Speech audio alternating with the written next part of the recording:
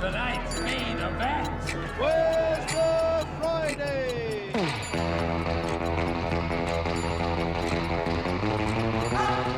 My calculations are correct. When this baby hits 88 miles per hour, you're gonna see some serious... On this blessed Friday, let us give thanks. So, another Friday is upon us. WTF? Where's the Friday? I'm Rob Birdsey.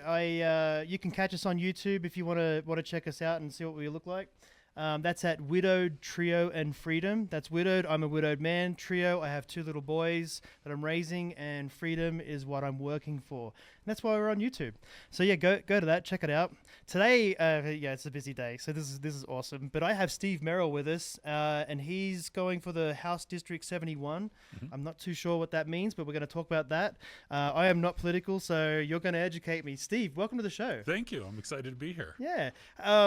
Man, we have time crunches, but we're going to roll through this, and I appreciate you coming in a little bit early. So what is, let's just talk about House District 71. Sure. So Utah is set up like the federal government with a Congress that has a House and a Senate. Uh-huh. And in our House, it's split into 75 different districts across the state. So House District 71 is one of 75. It covers most of eastern Iron County except Enoch. So Cedar City, Parowan, Paraguna, Bryan Head, Canaraville, but not Enoch because, I don't know, they didn't like Enoch when they redistricted. So it's very odd. Yeah. Enoch's going to be a big place too. That's that's very interesting. So basically you cover around this area. Yep. Oh, okay. Yeah, I kind of had a hunch that that's probably what it is, but I like I said, I've got my head in everything else but politics, and I appreciate that. Sure. Okay, let's talk about this bill that was passed, this HB 261-DEI. Yeah. Yeah. Yeah, so DEI, the big political discussion was around diversity, equity, and inclusion. And as a focus last year in the legislature, they wanted to remove diversity, equity, and inclusion programs from our higher ed and public schooling systems. So they made a dedicated effort. They put through a bill that removed it. And the removal, what they argued was it's not fair if you are helping someone who's in a marginalized community and not helping someone equally that's not in a marginalized community. So, you know, I'm a 43-year-old white man in America. I'm not in a marginalized community. But my friend who is black and not originally from America has a lot of he has to go through a lot to assimilate to the culture, to understand how our country works, and has some racial divide involved. Thanks. Yeah. Just clip it right here. Sorry, but here? No, not a problem. Sorry, YouTube. We're doing new stuff. Yeah. So it's just a different life for him. Put it on your pocket there if you want, mate. It'll get you. I just couldn't get it to pull open. There we go. My bad. All right. So you know, we're in a culture where women are at a disadvantage just because they're women. We're in a culture where people in the LGBTQ community are consistently attacked, and they're at a disadvantage just because they're in the LGBTQ community. Mm-hmm. And the legislature said, we don't care that they're attacked. We want to make sure that everyone is treated exactly the same, not in a way that brings everyone equal. So they shut down any initiatives to help marginalized communities get caught up to people who had advantages through their life. So the effect, like here at SUU, is the Q Center has been shut down because even though it was open to everyone, its focus was on people in the LGBTQ community, and it's not okay to focus on one community. The Center for Diversity and Inclusion it housed our Black Student Union, our Native American Student Association, I think is the name of it. They were different cultures, and the idea of the CDI was to bring all these cultures together and create the melting pot that America had always been. And the way that the legislature looked at it was, well, that's giving an advantage to people who are not white, male, LDS for the state of Utah, focused right in on the people who had every advantage coming in. So it has hurt a lot of people that could really use just a hand up to bring them equal, gives them a chance to excel and it's hurt them. So Yeah, I think, man, just touching on that, I have a lot of friends, LGBTQ and all that, and I don't mean no disrespect, at all. But, man, just to walk that path, it's not an easy one. No. And I don't understand why they can't have their own space. That does it, we have our own space. It's everywhere. You know what I mean? And we walk very free because of it. I don't know. Yeah. That's interesting. I had no idea. So, yeah, shout out to everyone that's getting infected there. That kind of sucks. And then let's talk about government control. Yeah. So like with the DEI stuff, not allowing the universities to help their marginalized communities is a step toward the government taking power from smaller organizations. Yeah. Now, university is a public organization, so the government has control there. But they're also getting into, they have bills that, depending on some court rulings, will end up removing women's reproductive rights. They have bills that have significantly limited transgender care, especially for minors. There's an Amendment D, which just got shot down by the Supreme Court of Utah. But Amendment D, which will come back around, was going to be a change to our state's constitution, where right now, as citizens, we have the ability to come together and create a piece of legislation without having to go through representatives and put it on a ballot. It's an arduous process. It is not easy. But for individual topics, if the legislature is not listening, we can push something through. Okay. There was one 6 years ago that legalized medical marijuana. The people in the legislature didn't want any kind of marijuana legalized, and the people said, no, for medicinal purposes, we really want it. It works. Yes. So they pushed through a ballot initiative. Now, that one, the legislature acknowledged you won. It's a law. We got to get some stuff in place. We got to get regulations in place. We got to make sure that only people who are licensed can sell it, and that we're going through correct government channels to make sure that the federal government isn't going to have an issue. So there was some time taken to get that implemented. Sure. But they had to honor medical marijuana.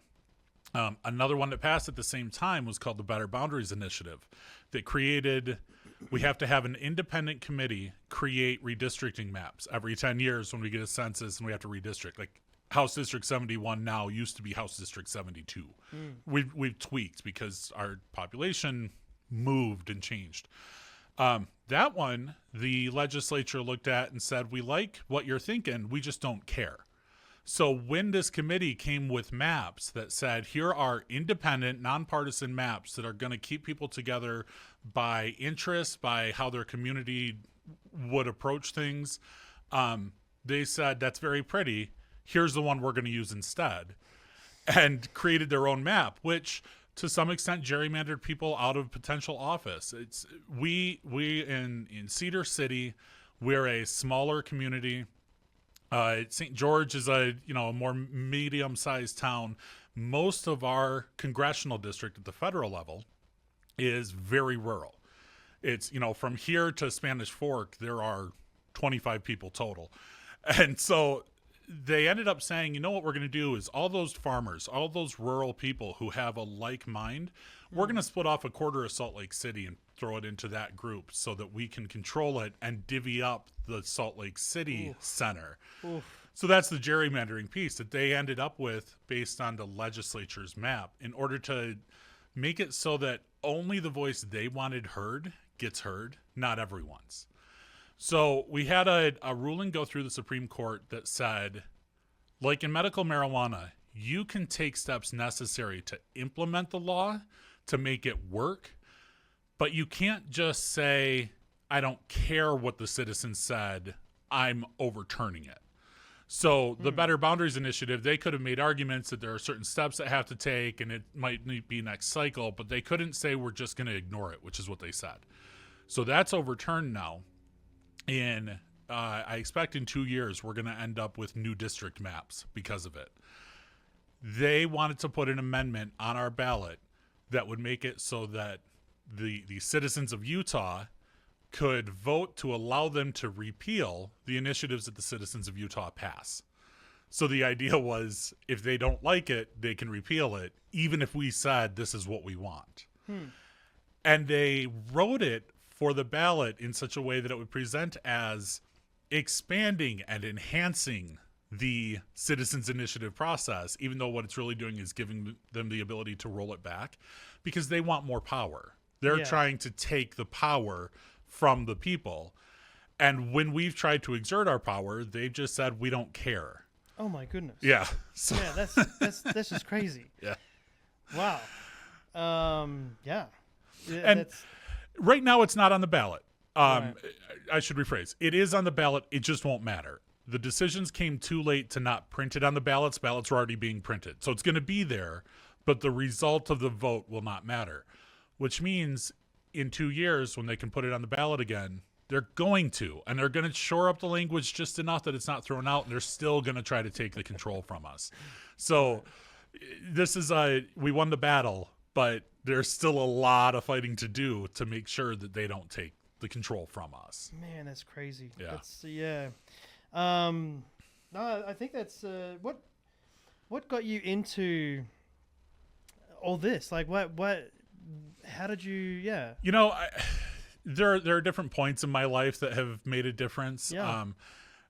Probably there was a TV series in the early 2010s called The Newsroom Okay. that had a Yeah. really good introduction scene. If people haven't seen it, go look up the Newsroom intro scene, Yeah. where basically the question is asked, what makes America the greatest country?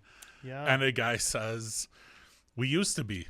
But here are all the statistical categories we've dropped, and we just have the attitude we're the greatest. Yeah.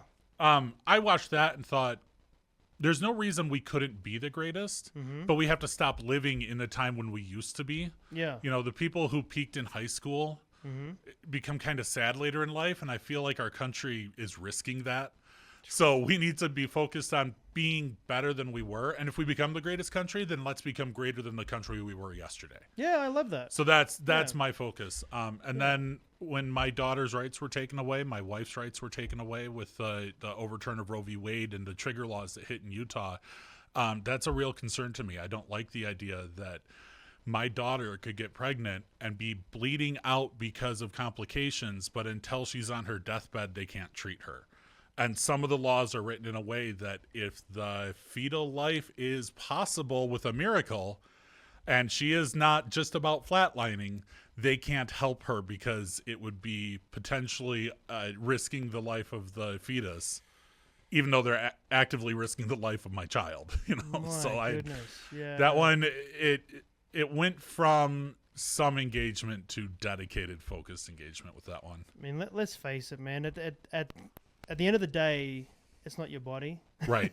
Right? Let them make the choice. Yeah. I remember years ago, you know, having my first child, my partner and I, we sat down and we talked about it, right? If something was to go wrong, you know, she asked me, like, what would you do if it was keep the baby or me? Mm-hmm. My answer was, keep you. I know you. I don't know that baby. Right. And I'm sorry if anyone disagrees with me, but I married that person because I was so in love with that person. Yeah. You know what I mean? And maybe we might have the chance again to make another baby, maybe not. Right. But if it came to life and death, I'm going to choose the person I know because And- they're faithful to who I am. And one of the unfortunate side effects of these laws in a lot of states right now is people are having complications in pregnancy, end up losing the baby, but they have to wait a long time, and it does enough damage to them that there isn't the opportunity to have another one in the future. They lose their reproductive capabilities. There's a number of things going on there. You know, that's the factual situation. But what's going on in your mind while everything is going and brewing and the situation keeps boiling away? And they're not doing anything about it. That doesn't make any sense. Come on, man. Get with the program. And if the government is designed to serve the people, then when you hear these concerns, when you hear real life situations, you really need to say, okay, how can I adapt my views to serve you? Yeah. I'm not trying to force my things on everyone. I'm trying to change perspectives, but listen to their real concerns. And I got to adjust my perspectives at times to adapt to their concerns. Yeah, and at the same token, the government would be nothing without the people. Right. You're right. We're here because they're here. Well, they're here because we're here. Yep. So, and that's the one thing that people got to get back in their minds. You got to do your 10 o'clock. Yeah. I think how are we doing for time now? No. You got to do your 91.1 announcement. Yeah, look at you, yeah. We're on Thunder 91 KUSS on the radio here talking. So that's our sound check for that. Yeah, good call. I didn't even think about that. That's hilarious. So your main view and what do you hope to achieve out of running for this? A few things. It's a challenging seat. I'm running as a Democrat in an area where a Democrat hasn't peaked 17% in decades. Yeah. So one of my focuses is if I can get up to 25, 30, 35%, then I can show people that there are more perspectives in the area than they think they are, and they're not alone. And if we can get people to see that they're not alone, then we can get them to interact with the party, help us grow the party, and frankly, come out and vote next time because there's hope. Yep. The way some things have gone, I have a chance at breaking 45 or 50%. And if I get that, then I want to go up to the legislature and work on... It's still going to be a majority Republican legislature, so there's a limit to how much I can do. But Sure. I want to stop some of the things like the Amendment D that's trying to take away our right to vote. I want to get more money into our school system. Over the last 3 years, they've cut income tax 0.4% overall, which for someone making $52,000 a year, that's $4 a week. So they're saving you $4 a week. It is costing our schools, grade school and public, $700 million a year. Wow. For that $4 a week that you're gaining. Wow. So I want to get money going back into our school systems. We are the second from last in per pupil financing in our schools. Ouch. We can't keep cutting that. We need to get money back into the schools, especially as we get into a time when AI is going to be helping target education per student. We have to go through trainings. We have to get the right programs. We have to get specialists in those programs to make sure our kids are doing the best they can. And we need financing for that. We need the funding in place. Yeah. So I want to get funding back into education. And then the various laws that are hurting people that are taking their rights, I want to, if I can't get them repealed, I want to soften them. Okay. At the very least, we can say, you know what? Right now it's set up where in order for a woman to get an abortion, she has to have two different physicians say that she's in danger. Well, can we get it to one so that the doctor in the room with her who sees the danger can address the danger right away without having to call for a consult, which in some of our rural areas could be someone who's 60 miles away. Mm-hmm. Can we get back to transgender care for students, at least making sure puberty blockers, which are safe, are available under a doctor's care, until they're 18. And then when they're 18, if they decide to reverse those, all they have to do is stop taking the puberty blockers and they'll go through a late puberty. So let them have some care. Touch on that, because that I just got a little bit confused on that. Yeah. A natural cycle of a person blockers? Yeah, so puberty blockers are named that. It's kind of a misnomer. They're puberty stallers. Okay. So if someone is assigned female at birth, but have the mind of a male, so they're transgender male, right? Okay. Then when they start developing breasts, they could get puberty blockers prescribed for them that would stop the development of the breasts, but it doesn't actually stop the ability for the body to eventually develop them. It just slows the process down. So then when they get to be 18, if they decide, I'm a man, I want to go through the surgery, even if I don't want to go through the surgery, I want to continue the correct medicines so that I can transition. I can grow facial hair. I can have the build of a man. I can be accepted in society as a man. They can, without having to do a breast reduction surgery. If they decide that was a phase, that isn't really what I am. I'm a woman. I was just a tomboy and I was confused, then they can stop the puberty blockers and the body's systems will pick right back up and develop the breasts and develop the body the way that it would have 8 years ago. It just does it a little bit later. What's the research on that? How long's it been around for? Puberty blockers? Yeah. I want to say a century. They've been used for a variety of things. There are people who will get them. I'm not a physician. I'm not a doctor, so I'm going to talk a little bit out of my rear end. Yeah. here. Okay. Sorry. But There are people that get some puberty blockers because they may have breast cancer as a student in school. And so that, because it'll stop developing the breast tissue, it'll stunt the cancer growth so they can then treat the cancer and then get off the puberty blockers. So that's how they come across puberty blockers. Right.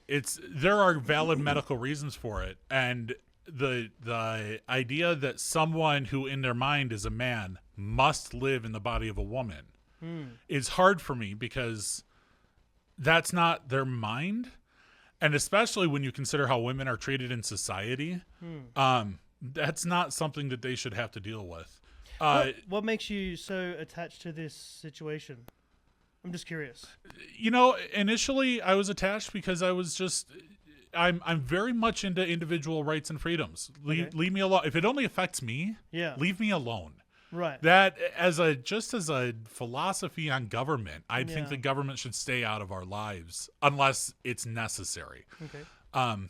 In the last few years, I've met quite a few people who are in the trans community who absolutely, I know them. Yeah. They aren't the gender they were assigned at birth.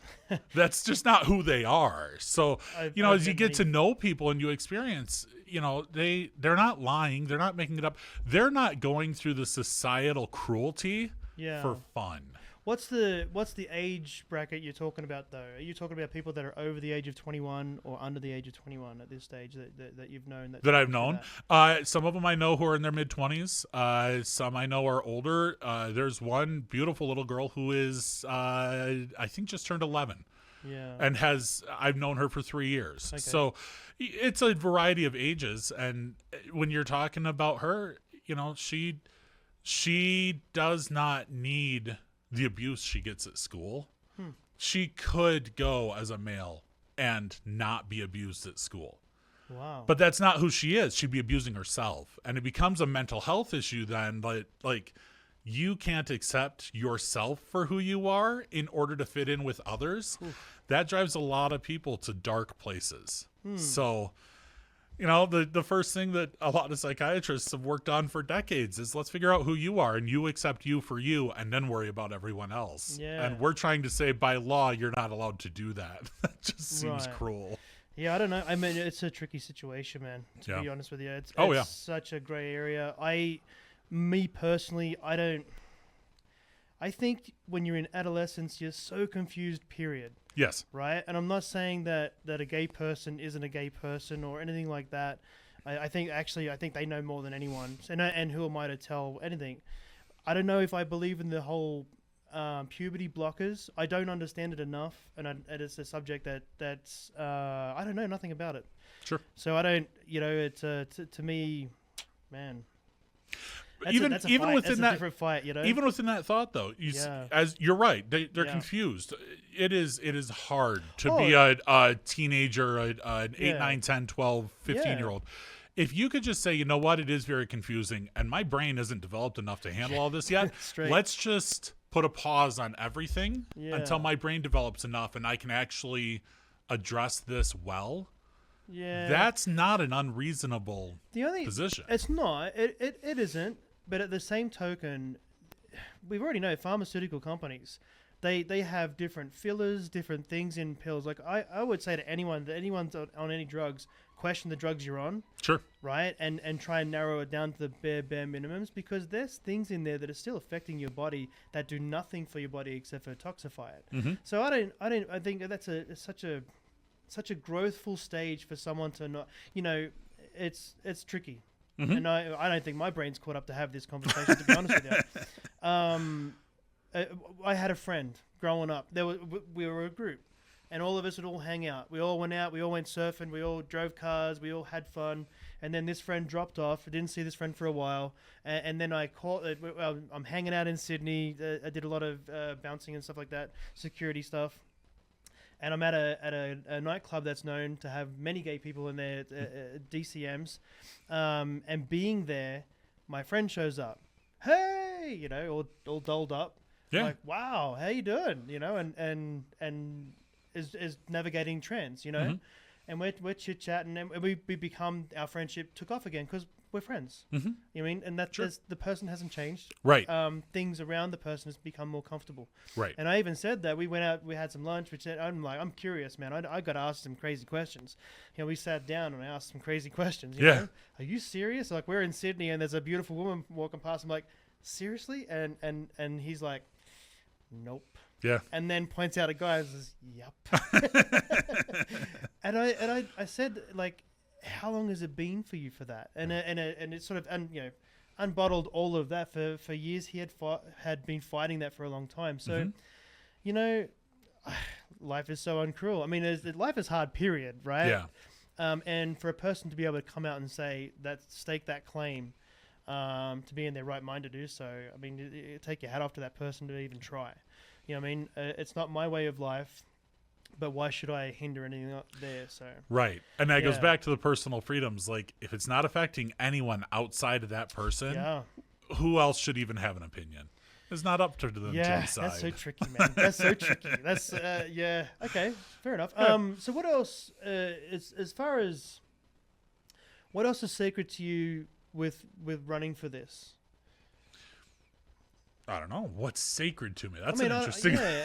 Like, it's because it's such a journey to be political. Period. It is. You know what I mean? Like, man, you've got a big target on your back now. I do, especially running as a Democrat here. Yeah. I have had some pretty nasty messages on Facebook. Are you from here? And such. Originally from Michigan. I moved here 5 years ago. Oh, okay. Yep. Okay. Michigan, where I was in Michigan, would have been the same deal. Okay. I was in a rural area of northwest Michigan, on the shore of Lake Michigan, basically. Oh, okay. I've been up that way. You know what I see for a lot of people is just, if you have a different opinion than someone, you get attacked. Yeah. And I have developed a passion more and more for when people are getting attacked, unless the attack is really worthwhile. I don't think they need to get attacked for having a different opinion, a different perspective. So, you know, one of the things a lot of people around here is, why don't you go back to California where you came from? Or don't bring your politics in the area. Stickers like that on people's cars. It's quite funny. Don't California my Utah. Don't California all of my And the problem is, in our country became great because all these different cultures came together, and it meant different experiences, different histories, and we could take the best of all the different ones and combine them into the best possible country. Sure. And as we hear people who have a different opinion, a different perspective, instead of talking through it with them, understanding what was good, taking out what was bad, we just say, no, it's different. I don't want to hear it. Yeah. We lose that opportunity to improve, to be immature. to learn from it is them. so being immature, but why don't we be mature about it? No, it's a logical situation, and sometimes I wish some people would be able to be logical. Just be a human, you know. Don't be your own. You know, your beliefs are your beliefs. Everyone else has their own. Maybe we can mix this together and make something good. I like it. One question. We're going to wrap this up. Okay. What makes the difference? And it could be with anything. What makes the difference? Yep. I think in our society, what makes the difference is empathy. Being willing to listen to others and put ourselves in their shoes. It just, having that different perspective gives us the ability to understand people in a way that we can't understand otherwise. I love that. In cooking, seasoning, salt and pepper are a big deal, but experiment, try some other things. You know, there are some other good seasonings to throw onto your steak. Or not try. I mean, do your thing. Yeah. Right? Yeah, absolutely. Yeah. Well, Steve, I appreciate you coming in. Thank you so you. much, everyone. We're gonna go to a tune and Great. Have a great day. Good luck with today, man. You got a big day. It's a full day. Yeah. It's a full day. Thank you so much. Thanks, Steve.